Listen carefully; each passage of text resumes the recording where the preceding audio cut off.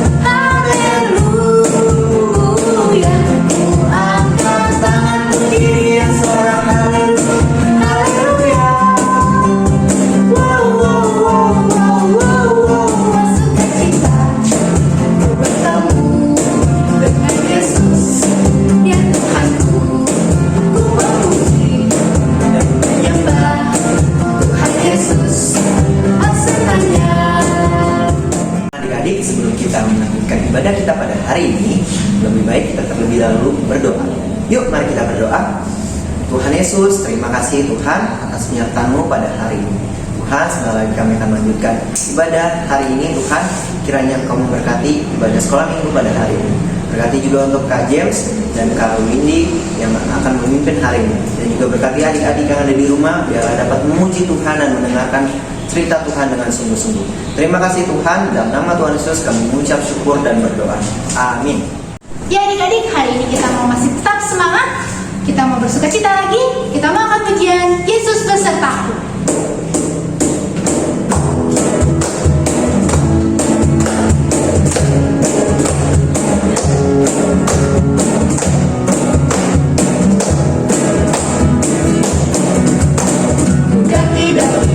Dari gunung yang tinggi, ku turun lembah yang dalam, ku melintasi padang hijau dan bentang.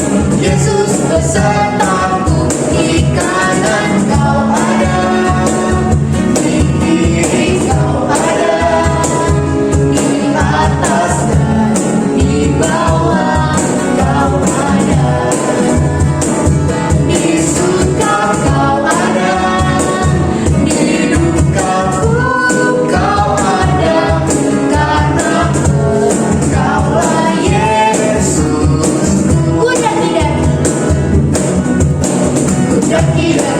Dari gunung yang tinggi, ku turun lembah yang dalam, ku melintasi padang hijau dan bentang. Yesus besertaku, di kanan Kau ada, di kiri Kau ada, di atas dan di bawah Kau ada, di suka Kau ada.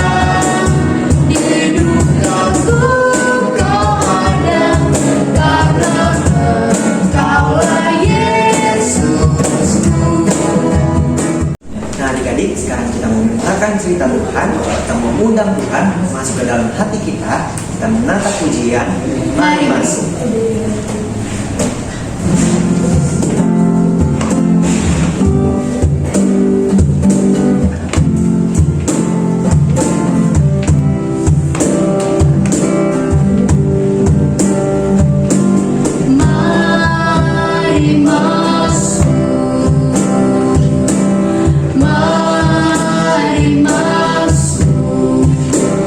Masuk hatiku.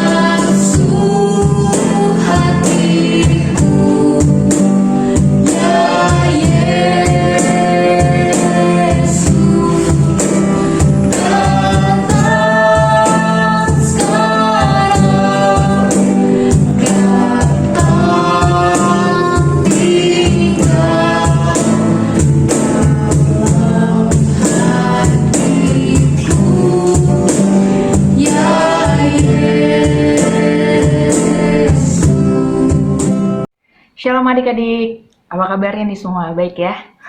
Oke, sebelum kita mulai firman Tuhan pada hari ini, ada baiknya kita berdoa. Lipat tangannya, tutup matanya, kita berdoa. Tuhan Yesus, terima kasih Tuhan atas anugerah dan kebaikan yang sudah Tuhan beri buat kehidupan kami.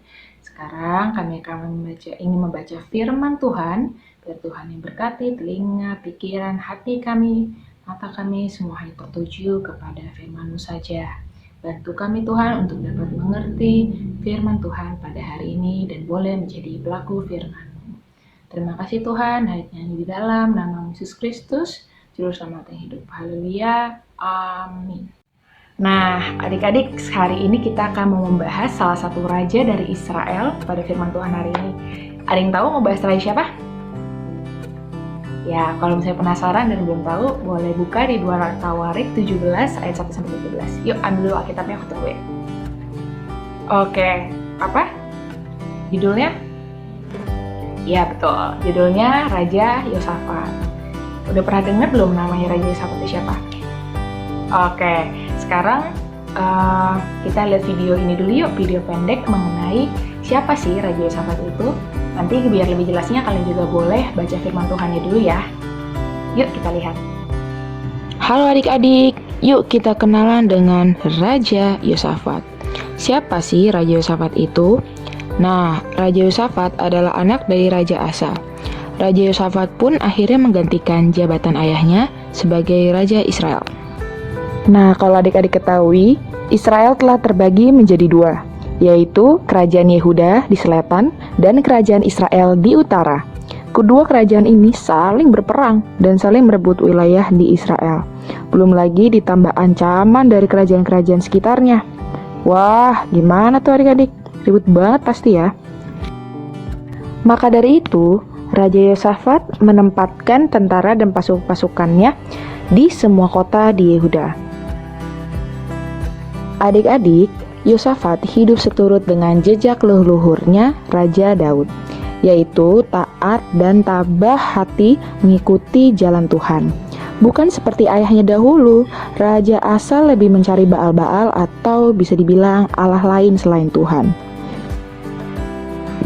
Karena begitu, Tuhan pun menyertai Yosafat, seperti mengokohkan kerajaannya menjadi kuat, sehingga seluruh Yehuda memberikan juga persembahan kepada Yosafat, sehingga ia menjadi kaya dan sangat terhormat. Yosafat bahkan menjauhkan banyak penyembahan berhala. Yosafat bahkan mengutus beberapa orang untuk mengajarkan kepada rakyat di Yehuda tentang kitab Taurat Tuhan, supaya bisa mengenal Tuhan lebih dalam lagi. Negeri-negeri di sekeliling Yehuda tidak ada loh yang berani melawan Yosafat karena Tuhan menimpakan ketakutan kepada mereka semua. Wah, ternyata banyak sekali ya yang Tuhan perbuat dalam kehidupan Raja Yosafat dan kepemerintahannya. Karena Yosafat sangat diberkati Tuhan melalui sikap dan perbuatannya yang sangat bergantung pada Tuhan. Nah adik-adik, gimana tadi cerita Raja Yosafat? Sangat menarik nggak? Oke, menurut adik-adik, apa sih yang membuat Raja Yosafat sangat diberkati oleh Tuhan? Coba pikir dulu. Oke, yang pertama itu Raja Yosafat sangat bergantung kepada Tuhan. Seperti apa contoh bergantung itu? Yang pertama tadi dibilang, kalau di ayat Alkitab, Raja Yosafat sangat taat pada Tuhan, kemudian tabah hati mengikuti jalan Tuhan, juga mencari Tuhan. Dia tidak mencari Baal-Baal yang lain. Jadi hidupnya benar-benar bergantung sama Tuhan. Gitu enggak. Terus yang kedua, selain yang pertama tadi fokus kepada Tuhan, yang kedua adalah dia tidak mengandalkan diri sendiri. Meskipun dia seorang raja, dia punya kekuasaan, dia kuat, dia kaya, tetapi dia tidak mengandalkan dirinya sendiri. Dia benar-benar hanya mengandalkan Tuhan. Yang ketiga, bahkan dia menjauhkan banyak penyembahan berhala dan malah mengembangkan banyak ajaran firman Tuhan melalui utusan-utusannya, sehingga rakyat Israel banyak yang boleh belajar Taurat Tuhan melalui utusan Raja Yosafat. Itu tiga hal yang sangat membuat Raja Yosafat diberkati Tuhan. Nah, kira-kira contohnya apa aja ya? Yang tadi contoh-contoh Tuhan itu sudah memberkati Raja Yosafat. Yang pertama, kekuatan. Jadi kerajaannya benar-benar diperkuat oleh Tuhan. Terus yang kedua, negeri-negeri di luar kerajaan Yosafat tidak ada yang berani melawan Yosafat karena diberikan ketakutan sama Tuhan.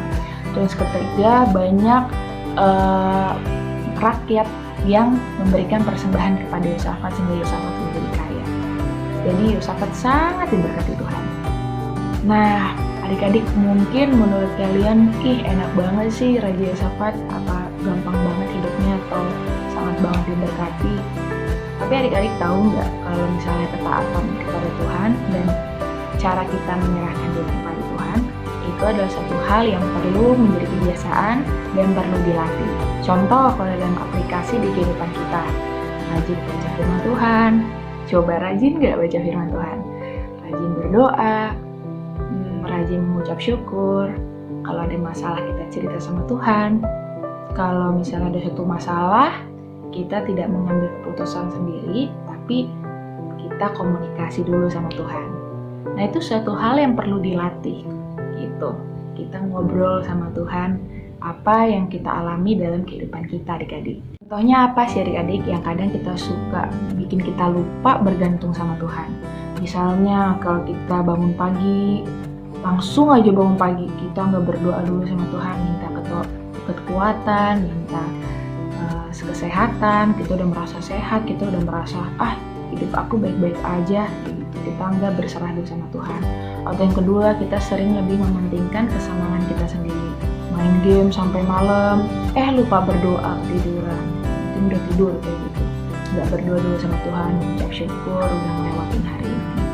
Terus misalnya kamu merasa pintar di suatu hal, baik sih merasa pintar, gak apa-apa, cuma ketika kita terasa terlalu pintar, kadang kita menjadi sombong, terus kita lupa berterima kasih sama Tuhan yang diberikan kepintaran.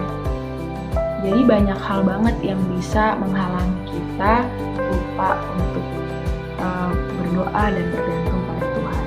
Atau misalnya kamu berantem sama teman, terus kamu mengandalkan kekuatan sendiri, mengandalkan emosi sendiri, kamu pukul dia, kayak gitu teman kamu. Padahal kalau anak Tuhan gak boleh kan, harusnya tanya dulu sama Tuhan, berdoa, gimana ya Tuhan supaya aku bisa berdamai sama teman aku, bukan malah lanjut musuhan, kayak gitu. Jadi pentingnya dalam kehidupan kita sekecil apapun untuk bergantung sama Tuhan supaya adik-adik diberkati Tuhan. Nah, begitu adik-adik untuk kesimpulannya pada hari ini. Nah, sekarang kita akan menghafal ayat hafalan kita hari ini. Kita buka kitabnya dari Amsal 3 ayat 26. Nah, dari Amsal 3 ayat 26 berbunyi, karena Tuhanlah yang akan menjadi sandaranmu dan akan menghindarkan kakimu dari jerat. Oke? Nah, nanti kalian hafalin, kalian pegang dalam hati kalian kalau kalian itu punya Tuhan yang luar biasa dan kita harus senantiasa hidup kita bergantung di dalam Tuhan. Dadah adik-adik. Nah, adik-adik yang ada di rumah, setelah kita membaca dan mengingat ayat hafalan minggu ini, sekarang kita mau membuat kreativitas. Minggu ini kreativitasnya kita mau membuat hanging door. Nah, di sini kakak sekolah minggu punya template atau gambar hanging door yang nanti adik-adik bisa gunting. Setelah adik-adik gunting, adik-adik bisa mewarnai dan menghias sesuai dengan kreativitas adik-adik. Nah, di tengah-tengahnya ada lingkaran yang nanti adik-adik bisa gunting untuk digantung di pintu kamar adik-adik. Jangan lupa ya, dihias dan diwarnai, ditulis nama, dan juga ditulis ayat hafalan minggu ini. Kalau sudah selesai, jangan lupa untuk difoto dan dikirim ke guru sekolah minggunya. Karena hasil kreativitas adik-adik minggu ini nanti akan dimunculkan loh di video ibadah sekolah minggu depan. Seperti hasil kreativitas minggu lalu. Yuk kita lihat bareng-bareng.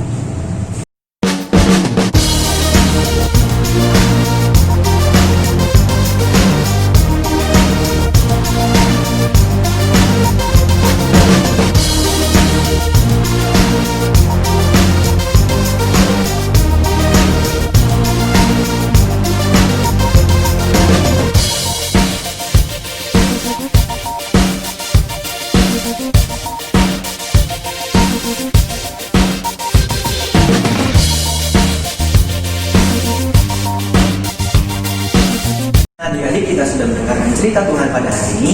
Firman Tuhan hari ini mengajarkan kepada kita untuk taat kepada Tuhan. Dan juga kita harus mau melakukan firman Tuhan dalam kehidupan sehari-hari kita. Ya adik-adik, sekarang kita mau menutup ibadah kita. Kita mau ikut ujian TAT taat.